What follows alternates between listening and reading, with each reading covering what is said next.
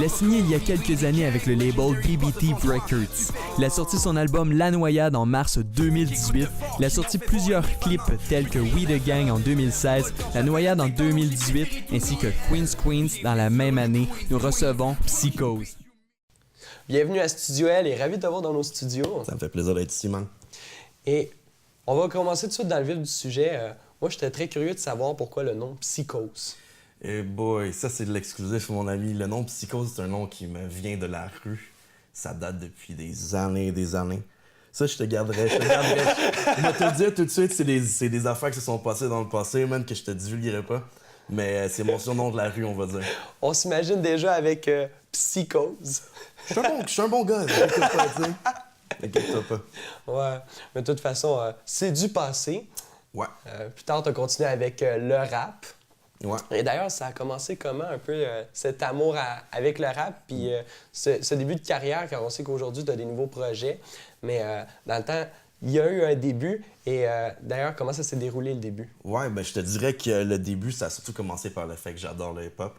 C'est une musique qui m'a toujours inspiré. J'ai toujours vibe avec du hip-hop. Puis que j'ai probablement 10 ans, j'écoute du hip-hop avec mes chums. Puis à un moment donné, tu sais, la vie se déroule, il y a des affaires qui se passent. Puis comme t'as besoin d'un quelque chose pour véhiculer ces informations-là. Moi, j'ai trouvé le hip-hop, ça me faisait du bien personnellement. Puis ben, à un moment donné, ben, il y a eu un auditoire. Puis ben, c'est pour ça que j'ai continué. Là. On imagine déjà juste avec... tu parlais un petit peu du passé avec Psycho. Je suppose que tu avais beaucoup de trucs à dire dans tes chansons. Ouais, on peut dire ça. Ça, c'est certain. Si n'importe qui a écouté mon EP peut voir et surtout entendre qu'il y a beaucoup de stock à ce niveau-là. Là. Beaucoup d'histoires personnelles, beaucoup de choses qui se sont passées, des points de vue vraiment personnels sur des trucs. Et ça a été quoi le tout début de toi qui rappe en quelque sorte? Parce que oui, tu en as écouté avant, mais il y a eu un début où tu as commencé à rapper. Ouais, mais je te dirais que j'ai commencé dans fin 2009, quelque chose du genre. J'étais avec Nordic, on avait un duo qui s'appelait Québécoise. On a commencé à rapper ensemble. En 2010, par le biais du studio de Roughneck, on a sorti un projet ensemble qui s'appelle Qui l'aurait cru. Donc, ça fait un petit moment. Puis je te dirais qu'après ça, j'ai laissé ça sur le côté. J'ai arrêté pendant un bon moment. Puis il y a Nordic qui continue à sortir ses projets solo. Puis tout le long, il était comme « Ah, t'as un talent, man, c'est un gâchis, genre d'oublier ça. » Fait que je te dirais que j'ai recommencé à reprendre la pâte en main, probablement en 2014. Puis 2015, ça a comme ça porté fruit un peu plus. Il y a Nordic qui était déjà sur BBT.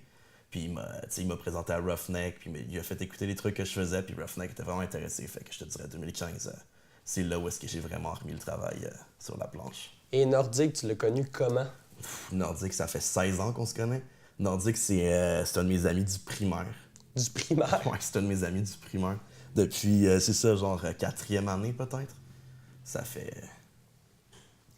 OK, du primaire à aujourd'hui, il y a eu un Ouais, long chemin. il y a eu des qui s'est milliards déroulé. d'histoires, des struggles, des bons moments.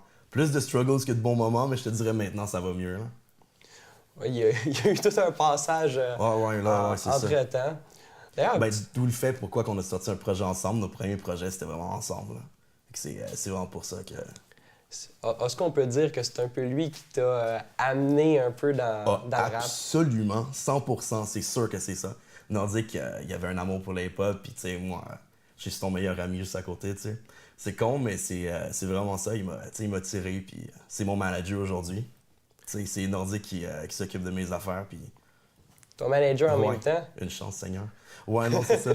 Là, ça me permet de faire juste mes trucs d'artiste, je fais de la musique, puis lui, il s'occupe de vraiment tout ce qui est à l'extérieur. C'est vraiment laisser la partie vente à quelqu'un d'autre, puis t'occuper plus de la partie création. Ouais, on peut dire ça comme ça, je te parlerais plus de niveau promotion. C'est genre, c'est lui qui va booker mes shows, qui va s'occuper des entrevues radio, les entrevues télé, puis tout ça. Puis moi, je fais de la musique, tu sais, je suis plus... Ça doit faire drôle depuis le primaire de voir la progression aujourd'hui. Puis d'ailleurs, aujourd'hui, vous travaillez ensemble. Ouais, non, c'est ça, on est sur le même label, puis tu sais, il me manage aussi, fait que... Puis ton premier clip, ça a été quand que t'as sorti ton premier clip? Mon premier clip? C'est probablement 2012, mais ça, c'est un clip qui est vieux comme tout, que je prends pas en considération. Je te dirais que plus maintenant, les affaires de Legendary puis mes trucs solo, c'est quelque chose qui m'importe plus. Je regardais ton petit sourire. T'as-tu une anecdote avec le premier clip? Non, pas vraiment, man. C'est juste, c'est un clip qui a été fait à la va-vite. J'avais même pas encore de projet en route. J'ai juste décidé de faire un clip, puis j'ai sorti un clip pour aucune raison. J'ai sorti un clip en 2012, aucun projet qui a suivi, puis jusqu'en 2016, tu sais. Après ça, tu l'as mis dans une boîte puis t'as reparti en feu Ouais, avec des nouveaux projets. Ça ressemble à ça. Je te dirais, ouais, c'est quelque chose du genre. Puis en motivation, parce que tu parles qu'au début, tu n'étais pas vraiment sûr, il vient te chercher Nordique pour t'amener dans le rap. Et c'est quoi qui a fait que tu as continué, et que tes projets se sont suivis? Parce qu'à partir de 2015, tu as été quand même assez actif. Ouais, c'est ça. Mais je te dirais que là, j'ai eu le temps de mettre toutes mes idées en place. J'avais plus de choses à dire, j'avais beaucoup plus de trucs à sortir. Fait que je te dirais que c'est vraiment, avec les années, j'ai juste pu mettre mes idées en place puis pouvoir faire des chansons avec ça, tu sais. Est-ce que sur le moment, parce que plus jeune, tu avais énormément de trucs à dire puis d'anecdotes, qu'est-ce qui fait que c'est plus tard qu'avec un recul, c'était plus facile de... Je te dirais tout simplement le recul, le fait que c'est plus sur le vif, que tu puisses plus articuler tes pensées. Vraiment aussi simple que ça. Tandis que quand tu c'est es dans la situation... C'est sur le vif, tout explose puis tu comprends pas comment le faire, mais quand t'as quelques années de recul, t'es comme, OK, tu peux y penser, t'as eu le temps d'y penser. Et avec la progression des projets, comment t'as vécu un peu ça, de passer un peu à la vie d'artiste? À la vie d'artiste, je te dirais que c'est quand même ma vie de tous les jours. Là. La vie d'artiste, de label puis tout ça, c'est tout mon monde proche. Fait que je te dirais qu'il n'y a pas d'énormes changements. Tu l'as un peu toujours remarqué ouais, mais tu sais, il y a une partie depuis de moi qui a toujours l'école avec ton ami, d'ailleurs. C'est ça. Il n'y a pas eu d'énormes changements. C'est sûr que là, il y a des shows qui sont dans le quotidien, il y a plein de musique puis tout. Mais tu sais, c'est comme un chilling le vendredi soir. À la place de chiller chez mon chum en train de boire de la bière, on va être au studio, en train de faire de la... Ça fait-tu longtemps, ces chillings-là? Oh, faut pas en parler de ça. Faut pas en parler de ça. Si je comprends bien, avant même d'avoir sorti des premiers albums, ça ressemblait à ça, vos chillings? Ah ouais, non, c'est vraiment ça. Tu sais, des histoires, on en a des tonnes et des tonnes. Là. Et si on parle du premier projet, comment il s'est déroulé un peu, qu'on parle de spectacle, qu'on parle de promotion? La première fois que tu as vécu justement avec le fait de sortir un album, de vivre avec la promotion, de passer dans ce monde, de passer, d'écrire un peu dans son sous-sol, au spectacle, avec les labels, à enregistrer en studio. Comment tu as vécu un peu ça, puis comment ça s'est déroulé? Ben, j'avais un sentiment de, comme, achievement, genre de...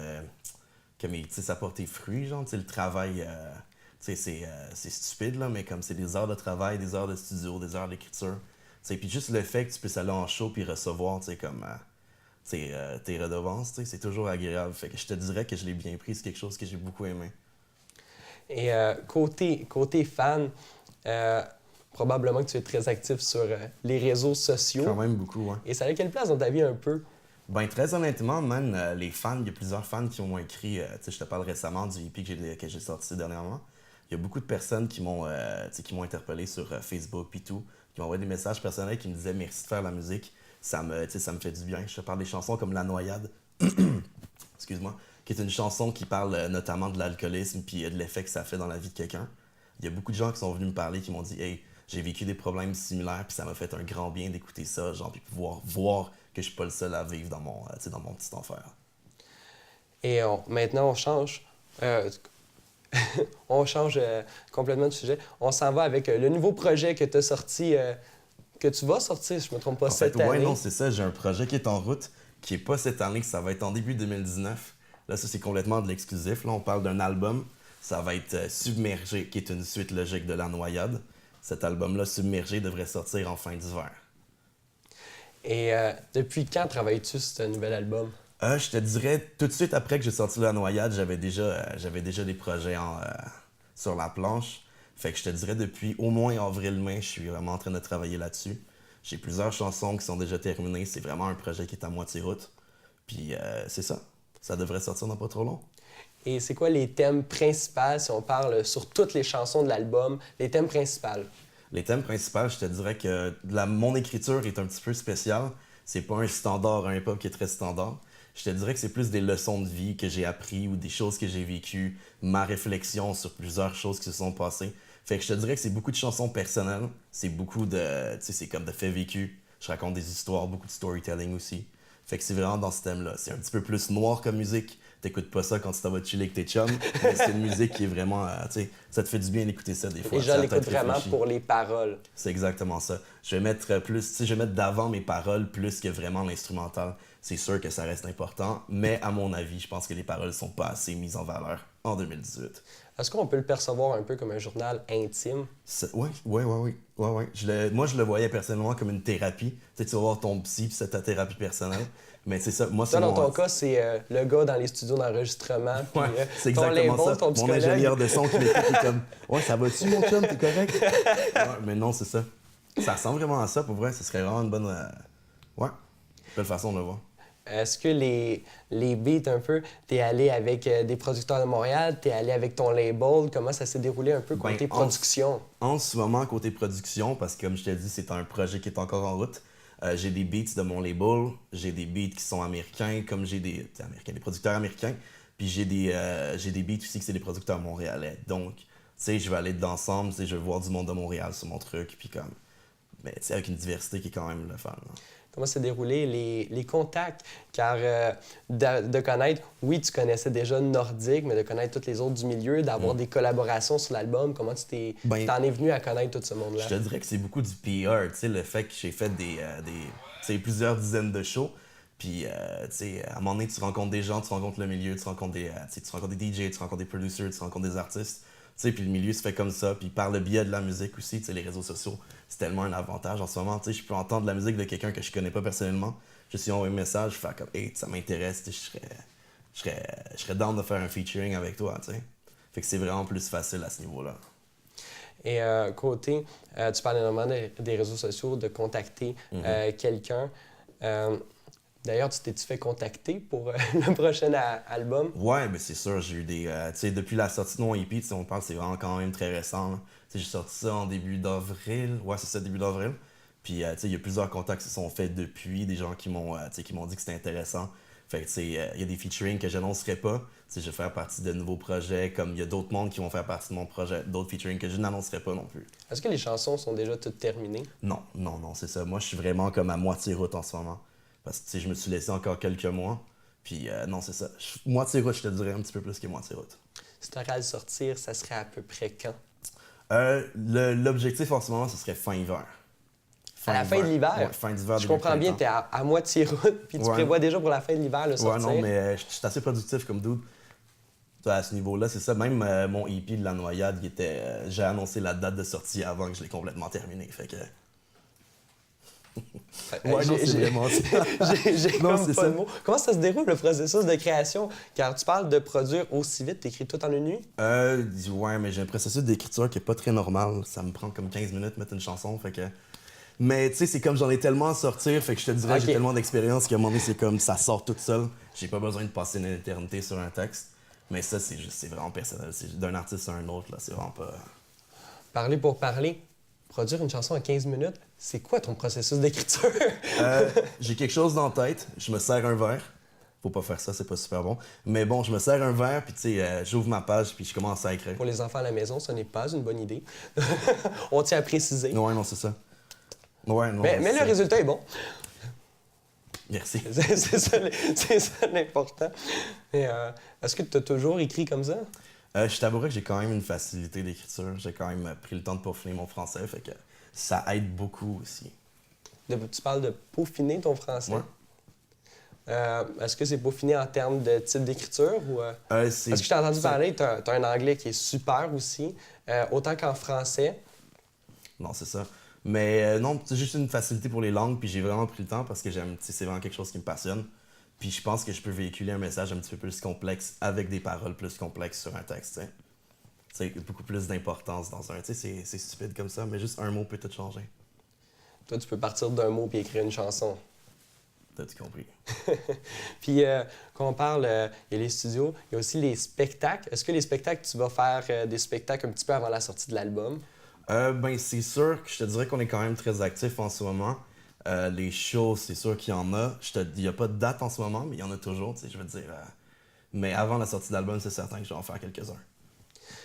Qui veut dire, si je comprends bien, tu vas pouvoir tester un peu la marchandise de l'album lors d'un spectacle comme certains font. Ouais, bah, c'est ça. C'est certain que c'est devant un grand public, c'est toujours plus, ça se fait toujours mieux. Mais tu sais, quand même, tu sais, à session fermée, tu sais, dans les studios, tu sais, il y a le label au complet qui entend ma musique, mon monde proche, les gens qui font de la musique qui sont proches de moi. Jusqu'à date, j'ai des bons, tu sais, j'ai des bons feedbacks. Fait que je suis pas trop inquiet, on va dire. Sur un projet d'album au complet, qu'on parle autant du avant que du après un album, c'est quoi ton petit moment bonbon dans tout ça? Mon petit moment bonbon, je te dirais pendant la production, vraiment comme le moment de studio où est-ce que tu passes tes textes à, tu sais, à l'audio. Ça, je t'avouerais que c'est mon moment préféré de la production de l'album. Et est-ce que tu as déjà le beat avant d'écrire le texte ou tu écris le texte puis tu as le beat La après? plupart du temps, je me fonds, tu sais, je vais faire ça sur un beat, je vais me, tu sais, voir l'ambiance que le beat me donne, puis je vais écrire en conséquence. Tu sais, je vais déjà avoir un thème, mais tu sais, le beat va juste me pousser sur cet angle-là différent. Genre, C'est déjà arrivé que tu arrives en studio et la journée même, tu rentres en studio, tu entends le beat, tu écris la chanson, puis tu vas tout de suite Je te dirais que l'enregistrer? ça arrive très souvent. Ça arrive très souvent. Tu sais, par exemple, Roughneck va faire un nouveau beat, il va être, tu sais, il va être là pendant la semaine, il va faire un beat. Moi, j'arrive la fin de semaine, j'entends le beat, je suis comme, oh, OK, tu sais, je prends le beat, je le mets sur table, je mets mon cahier, je commence à écrire. Puis Nordique est là, il est comme, ah ouais, on enregistre. Puis on enregistre. Ça se fait aussi vite que ça, même. Tu sais, des fois, c'est juste une question d'émotion, juste le fait que tu feels le beat, t'as quelque chose à dire, t'as besoin d'évacuer quelque chose. C'est aussi simple que ça, man. T'sais, tu nous donnes une bonne demi-heure, puis on Tu écris est vraiment de façon instinctive. Ouais, je te dirais que c'est plus impulsif qu'autre chose. Tu sais, c'est comme, j'ai besoin de le sortir des fois. Et comment tu réagis quand t'entends la chanson à la fin? Soulagé? Soulagé? Soulagé, peut-être? T'es content de voir que... Ouais, non, ça fait comme... Tu sais, c'est ma thérapie, comme je te disais plus tôt. Fait que, tu sais, c'est comme sortir quelque chose de moi. Fait que ça me fait du bien de l'entendre. Et c'est quoi le sentiment que t'as un peu avec ton nouvel album qui va s'en venir? C'est un peu comme un journal intime. Ouais. Ouais, c'est un peu comme un journal intime. Je te dirais que je suis quand même ouvert de nature comme personne. Fait que j'ai pas... tu sais, c'est sûr, j'ai mes trucs à cacher, là, mais comme... C'est comme un peu si tu te confies à tous tes fans. Ça ressemble à ça. Ça ressemble à ça. Je me confie... Ouais, c'est ça. Je me confie à mes fans. Et si On tu va te dire ça. confies beaucoup à tes fans, est-ce qu'on peut dire que t'es en quelque sorte un peu plus proche? C'est toute une partie personnelle. Ouais, mais c'est ça, mais je te veux dire, tu sais, ce que je dis tout le temps, c'est Psycho, c'est Raphaël, tu sais, je suis vraiment la même personne, c'est pas un personnage, c'est vraiment comme, c'est ce que je suis, tu sais, puis c'est pas des histoires, c'est ma vie vraiment, ce que j'écris. Fait que c'est sûr que ça me rapproche plus de mes fans, les fans qui écoutent vraiment ma musique, Ils sentent vraiment que c'est vrai. c'est ça, tu sais, c'est vraiment mes histoires de vie, puis tu sais, ils peuvent voir, tu sais, tu l'entends la vérité, tu la sens, tu sais, les émotions que je passe, tu le sais, là. Fait que je te dirais, ouais, c'est vrai que mes fans sont vraiment plus proches. J'ai beaucoup de personnes qui m'écrivent au quotidien, qui me demandent comment ça va, pis des affaires comme ça. Tu sais, je suis très ouvert à mes fans, c'est eux qui font en sorte que je puisse continuer de faire ma musique. Fait que... Bah, tu vas-tu prendre des cafés de temps en temps? Je te C'est dirais déjà non. arrivé. Je te- Petite anecdote. Non, je te dirais que je vais les voir en show. Je leur dis comme, viens me voir, ça va me faire plaisir de parler. Parce que, tu sais, quand même, j'ai un horaire assez occupé, tu sais, avec la musique plus les autres histoires. Puis, non, mais par exemple, je te dis, tu sais, viens me voir en show, puis on va parler, man, ça va me faire plaisir de t'écouter, de parler avec toi, tu sais, sortir dehors, boire un verre ou quelque chose, tu sais. T'as là, après le spectacle, tu vas énormément aller. Avant autant qu'après, parler, tu sais. Aussi avant? Ouais. Tu sais, j'arrive chez mon PR, je fais. Moi, ça me fait plaisir pour vrai, tu sais. C'est vraiment du monde, tu sais. C'est grâce à eux que, tu sais, j'ai une signature sur les label puis que je peux faire un album aujourd'hui. Donc, tu sais. à ce stade, t'es vraiment proche de tes fans. Exactement. Je comprends bien. Avant le spectacle, tu vas parler avec Vraiment, un tu sais, peu je ton suis monde super ouvert. dans la salle au Je suis hasard. super puis, ouvert, tu sais. Je vais être. Tu sais, je suis dans la salle, je me sers un verre, puis comme, tu sais, tu viens me parler, ça va me faire plaisir de t'écouter. Aussi simple que ça, Cool. man. Ben, tu sais, j'ai de l'amour pour mes fans, là. Tu sais, c'est. Puis probablement, tu as des fans qui te suivent depuis longtemps. Ouais, c'est sûr. Tu sais, j'ai eu de. Tu sais, le fait que ma signature sur BBT, ça m'a fait entendre par d'autres oreilles. Fait que, tu sais, il y a du monde que j'ai gardé depuis plus longtemps, du monde qui me suit vraiment religieusement. Comme j'ai des nouveaux fans qui c'est vraiment très récent, tu sais, qui ont entendu que mes nouveaux trucs. Donc, tu sais, c'est deux mondes complètement différents. Je te dirais que j'ai des fans qui, c'est ça, tu sais, qui me connaissent vraiment plus, mais tu sais, il y en a d'autres qui apprennent à me connaître. Fait que, tu sais, je suis la même personne, je suis là, tu sais, je suis ouvert d'esprit. Et sur la production d'albums, il y a aussi le côté vente, mais il y a aussi le côté spectacle. Et comment tu le vis un peu, un spectacle, car tu sors ton journal intime, de même, en spectacle, devant tous tes fans, ça fait différent un peu d'un studio. Ouais, c'est sûr. Je te dirais que juste l'habitude, probablement. Je suis juste habitué. Je pense qu'il n'y a pas de grand-chose d'autre à dire que ça. C'est vraiment une question d'habitude. Et est-ce que tu te gardes une grande partie personnelle pour toi ou tu tiens vraiment à livrer la grande majorité dans tes chansons? Ben, c'est sûr que je vais chercher des thèmes qui sont plus vécus par tout le monde, genre. il y a des trucs que j'ai gardés pour moi, des histoires personnelles, of course. Mais c'est ça. Non, mais tu sais, regarde, dans mon dernier projet, je parle de l'histoire de ma mère, le fait qu'elle est tombée malade vraiment jeune. Puis, tu sais, j'en parle ouvertement. Puis, tu sais, à qui bon peut l'écouter, tu sais, va le vivre différemment, tu sais. Est-ce que c'est toutes les chansons qui abordent des thèmes, on peut dire, assez durs, assez crus? Je vais y aller avec en grande majorité, pas tous. C'est sûr que je vais faire des chansons qui sont un peu plus ouvertes, un peu plus... Un petit peu. C'est dans mon délire, genre, tu sais, des chansons qui sont un peu plus accessibles, c'est ça le mot que je cherchais. Des chansons plus pour les radios, un petit peu plus pop. Je te dirais pop, non, c'est pas le bon mot, mais ouais, plus ouvert. Mainstream? Genre. Mainstream, peut-être. Ouais. On peut dire Parce que mainstream. pop, non. Tout sauf pop, si je comprends bien. Ouais, ça ressemble à ça. Puis tes inspirations viennent de où en rap?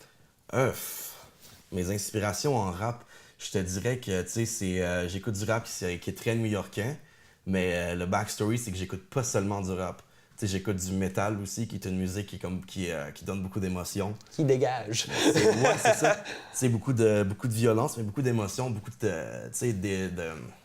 d'histoires, de lyrics évacuées, genre, tu sais. Fait que ça, c'est toujours inspirant. Puis sinon, dans le hip-hop, je te dirais les années 90, 2000, c'est le hip-hop que j'écoute le plus. Et comment tu vécu avec un peu les changements de style? Je t'avouerais que je suis pas vraiment le trend. Tu sais, je vais me moderniser, je veux dire, avec mes instrumentaux, mais mon contenu, il reste raw puis il reste vrai. Tu sais, c'est pas quelque chose que j'ai décidé que j'allais changer. Puis je refuse catégoriquement de suivre un trend où est-ce que le lyric c'est plus important. Est-ce qu'on t'a déjà demandé de changer?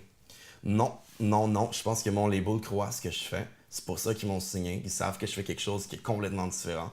Puis ils sont sur ce grind-là, tu sais, comme... Ils croient en ce que je fais, je crois en ce que je fais, puis visiblement les fans aussi, fait que... Côté idéologie, t'as pas eu de trouble avec le label? Aucunement, c'est ça. Pour vrai, j'ai quand même vraiment carte blanche sur beaucoup de choses. Le confort de ce label-là, je le trouve vraiment incroyable. BBT, pour vrai, là, j'ai jamais été aussi bien que ça.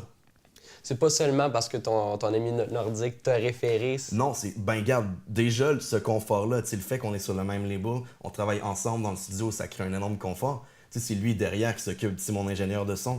Tu sais, moi, je suis au mic, puis comme, tu sais, on fait nos affaires ensemble. Il me dit tout de suite quand il y a quelque chose qui va pas, puis je suis comme, OK. Puis, tu sais, on tune up ça ensemble, tu sais, comme... Y a-tu un peu la relation un peu de confidence en studio? Ben oui, c'est sûr, cette complicité-là, comme, tu sais, elle nous a permis de build des affaires vraiment incroyables. Tu sais, mes chansons préférées ont été build avec Nordique, tu sais. Et si on continue plus sur le nouvel album, Yes. on a parlé des collaborations, on a parlé un peu des ambiances, des thèmes. Et l'image a été pensée comment de cet album-là? En fait, c'est la suite logique de La Noyade. La Noyade, On en parlait d'ailleurs ouais, c'est exactement ça. C'est vraiment comme...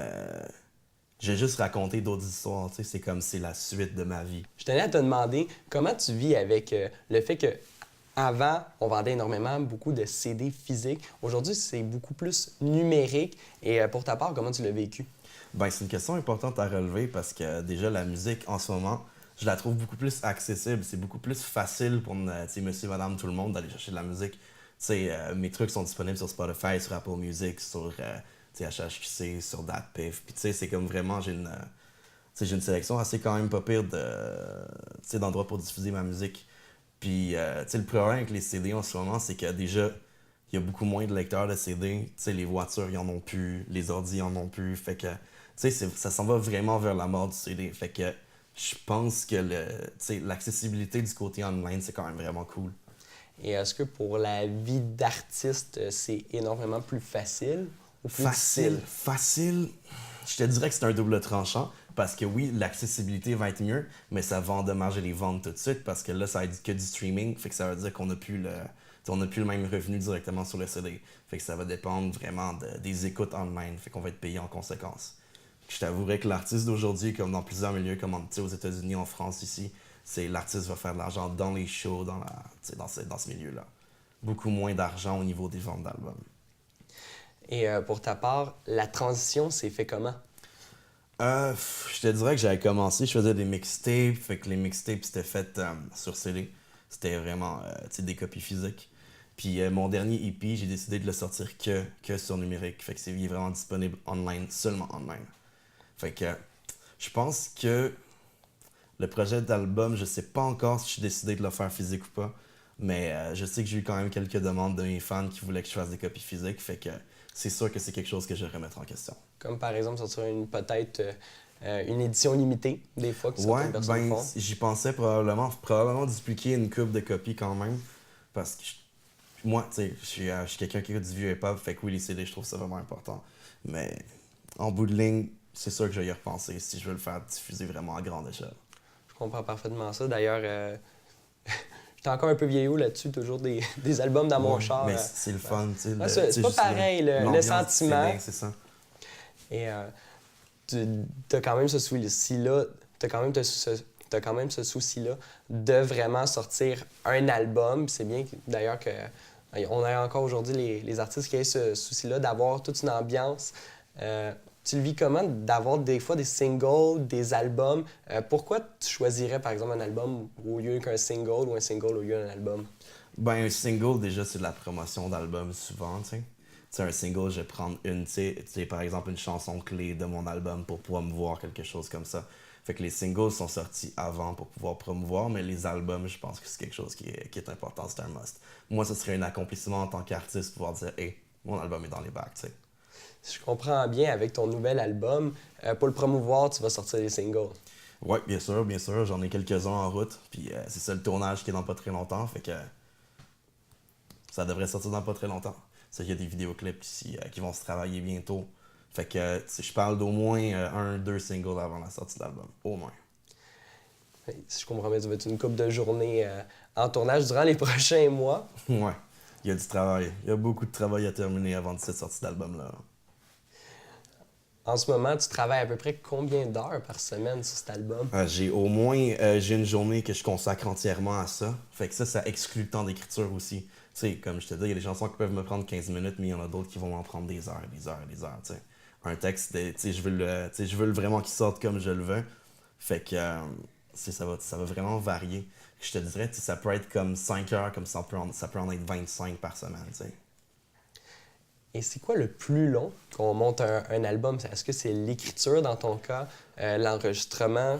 Ben, il y a tellement de périodes d'attente aussi, tu sais. Il y a l'écriture, puis ensuite qu'il faut pour préparer l'album. Ensuite, tu sais, il y a aussi le mixing, mastering qui va prendre du temps. Il y a aussi pendant les clips, l'attente de l'editing du clip. Fait que, tu sais, il y a beaucoup d'attentes. Il y a des périodes mortes, vraiment, où est-ce que, tu sais, on est juste en train d'essayer de push le plus, là. Il reste quelques minutes à l'émission. Alors, comment les gens peuvent te joindre pour acheter les albums? Comment les gens pourront te suivre? Ben déjà, moi, je suis quand même très actif sur Facebook, Instagram et Snapchat. Dans le fond, Instagram, Snapchat, c'est Psychose QC. Facebook, c'est Psychose... non, c'est même Psych. C'est Raph Psych sur Facebook. Pour les sorties d'albums, ça va être dans le futur au niveau c'est du physique, mais pour ce qui est du digital, je suis sur iTunes, sur Apple Music, je suis sur Spotify déjà.